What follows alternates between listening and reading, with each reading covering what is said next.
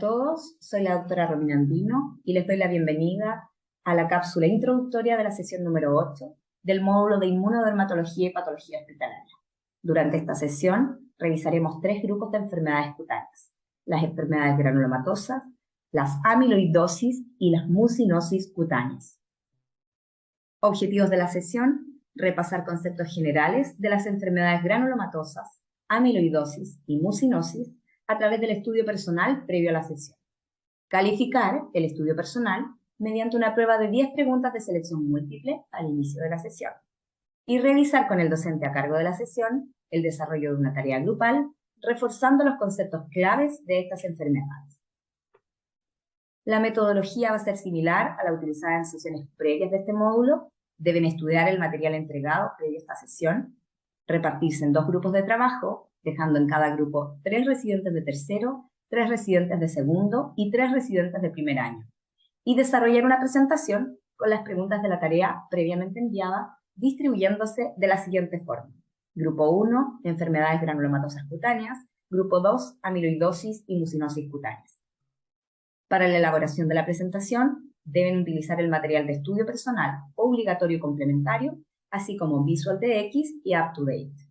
Y deben enviar al Dr. Manriquez y a mí, por email, la tarea final revisada durante la sesión con las modificaciones sugeridas.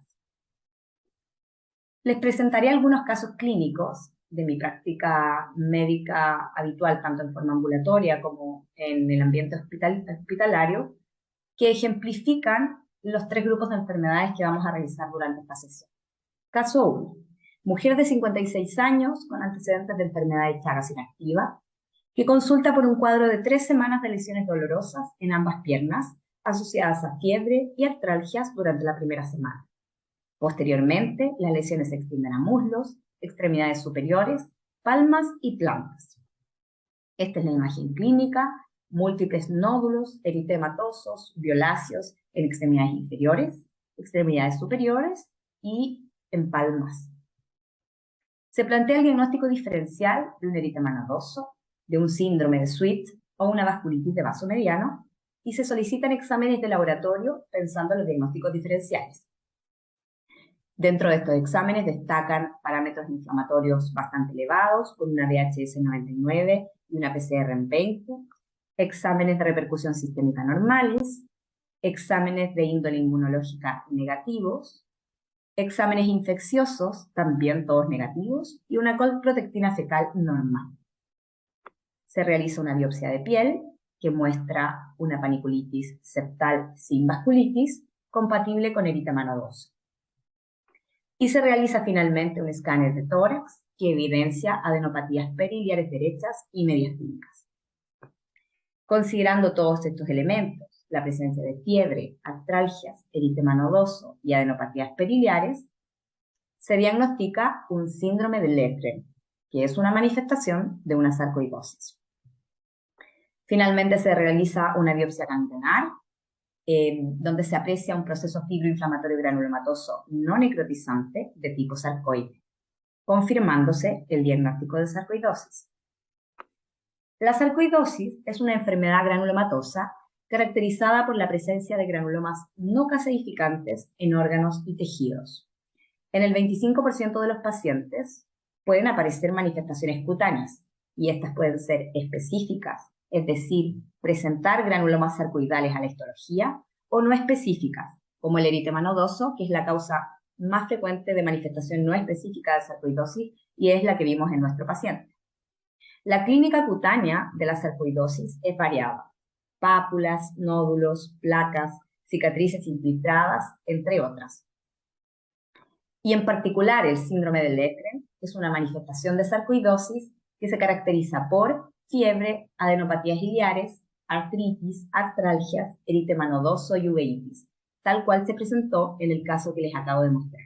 El síndrome de Ledgren tiene un buen pronóstico y una especificidad del 95% para sarcoidosis. A veces incluso no es necesaria la confirmación diagnóstica con biopsia. Las enfermedades granulomatosas cutáneas constituyen un grupo de condiciones clínica y etiológicamente diferentes que se caracterizan por compartir una histología común. que en este caso es la presencia de granulomas, es decir, acumulaciones de histiocytos. La patogenia no está completamente dilucidada. Se cree que este corresponde a un patrón de reacción causado por un estímulo inmunogénico que gatilla una respuesta inmunológica inflamatoria posterior.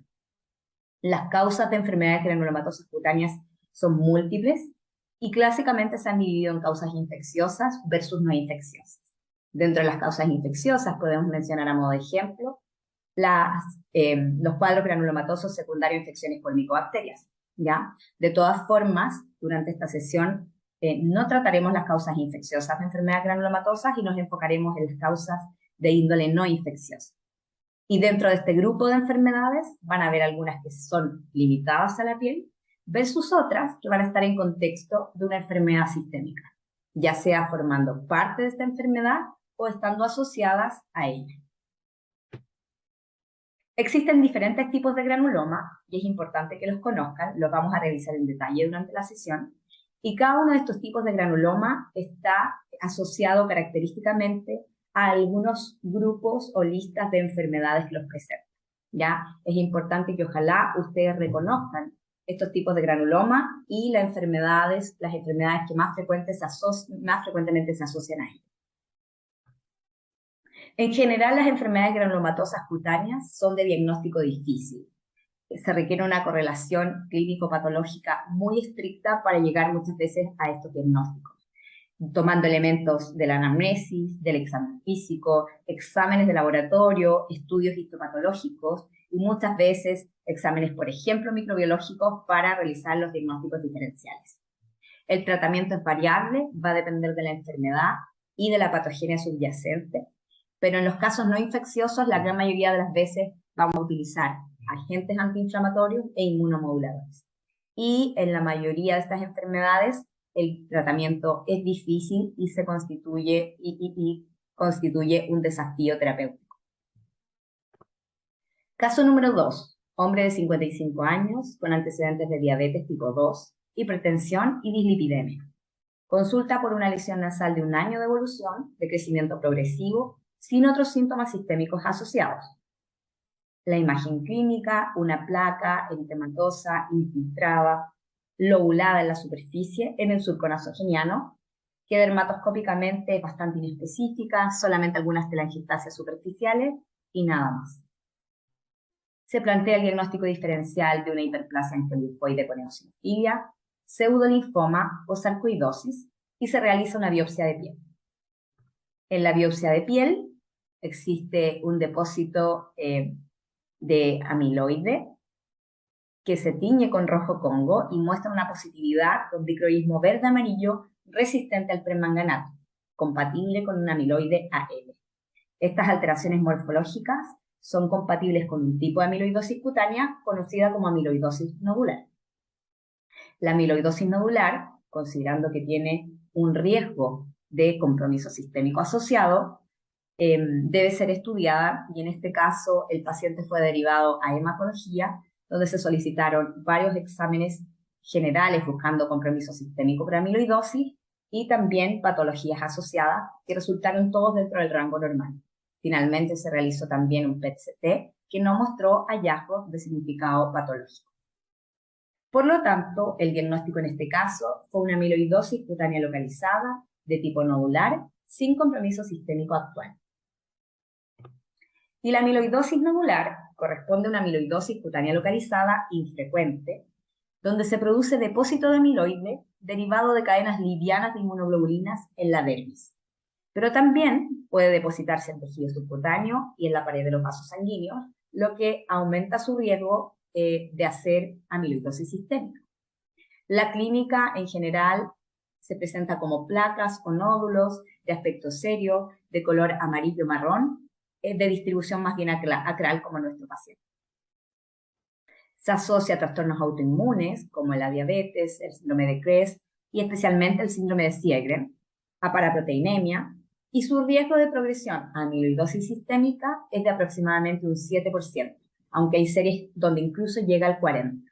Esto revela la importancia del estudio inicial en estos pacientes y del seguimiento idealmente anual. Por lo tanto, vamos a hablar de algunos aspectos de las amiloidosis cutáneas. Las amiloidosis cutáneas corresponden a un grupo de condiciones de etiología diversa que comparten una característica común: el depósito extracelular anómalo de amiloide. El amiloide es un material proteínico, fibrilar, insoluble en los tejidos.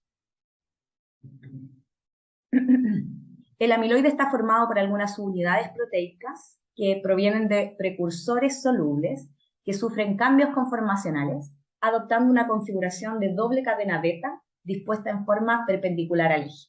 Son múltiples los precursores que pueden generar múltiples tipos de amiloide y por ende es amplia la gama de manifestaciones clínicas dependiendo del tipo, la localización y la cantidad de depósito de amiloide, ¿ya?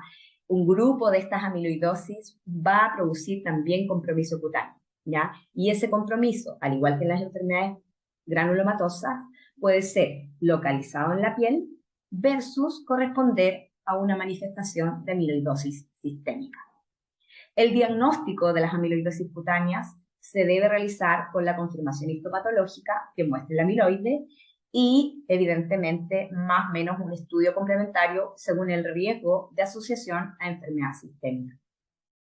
El tipo de amiloidosis cutánea es el que va a determinar el pronóstico y, según tipo, evidentemente, el tratamiento que vamos a indicar en nuestros pacientes.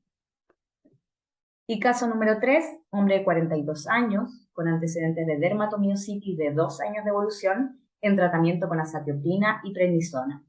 Consulta por un cuadro de 3 meses de evolución de placas eritematosas reticuladas en el tronco superior que empeoran tras la fotoexposición. La imagen clínica: múltiples placas eritematosas infiltradas de aspecto reticulado en cara anterior y posterior del tronco. Se planteó, considerando lo característico del cuadro, inmediatamente una mucinosis eritematosa reticular y se realizó una biopsia de piel. La biopsia de piel confirmó la mucinosis eritematosa reticular con la presencia de mucinosis intersticial con infiltrado linfocítico perivascular. Por lo tanto, en este caso, se confirmó una mucinosis eritematosa reticular, en este caso en un paciente con dermatomiositis. La mucinosis eritematosa reticular es un tipo infrecuente de mucinosis cutánea primaria. Clínicamente se presenta con pápulas y placas eritematosas reticulares en la línea media de la espalda y el tórax. Se han descrito exacerbantes de estas lesiones como el calor, el uso de anticonceptivos, el embarazo, la radioterapia y controversialmente también la radiación ultravioleta. Y también se han descrito asociaciones con algunas enfermedades autoinmunes como el lupus, hipotiroidismo o neoplasias malignas. El diagnóstico nuevamente es clínico patológico y en este caso el tratamiento de primera línea son los antimalários. Las mucinosis cutáneas corresponden a un grupo de condiciones caracterizadas por la acumulación anormal de mucina en la piel. Esta acumulación puede ser difusa o puede ser focal. La mucina corresponde a un componente de la matriz extracelular de la dermis, producida normalmente en pequeñas cantidades por los fibroblastos, y son una mezcla de glicosaminoglicanos unidos a proteoglicanos. La patogenia del por qué se produce una producción exagerada de mucina es desconocida. Sin embargo, se postula que esto podría ser en respuesta a estímulos proinflamatorios, como algunas citoquinas. Y las mucinosis cutáneas se clasifican en 2 tipos: las mucinosis cutáneas primarias y las mucinosis secundarias. Las mucinosis cutáneas primarias son aquellas enfermedades que se producen directamente por el depósito de mucina. Y las mucinosis secundarias son un grupo de enfermedades que dentro de su histología pueden presentar también mucina, ¿ya? Es importante que conozcan esta lista de mucinosis secundarias porque es importante en el diagnóstico diferencial, pero durante esta sesión nos centraremos en las mucinosis cutáneas primarias. Las mucinosis cutáneas, al igual que las enfermedades granulomatosas y que las amiloidosis, pueden ser cuadros localizados o pueden estar asociadas a enfermedades sistémicas, como por ejemplo paraproteinemias, enfermedades tiroideas, diabetes, enfermedades autoinmunes, infecciones, etc. Por ende, es muy importante su reconocimiento precoz y el estudio necesario de estos pacientes. El diagnóstico, al igual que los otros cuadros, se debe realizar con la confirmación histopatológica y con la visualización de la mucina. Y el tratamiento va a ser según tipo de enfermedad. Eso es todo lo que les quería transmitir. Nos vemos el día de la sesión.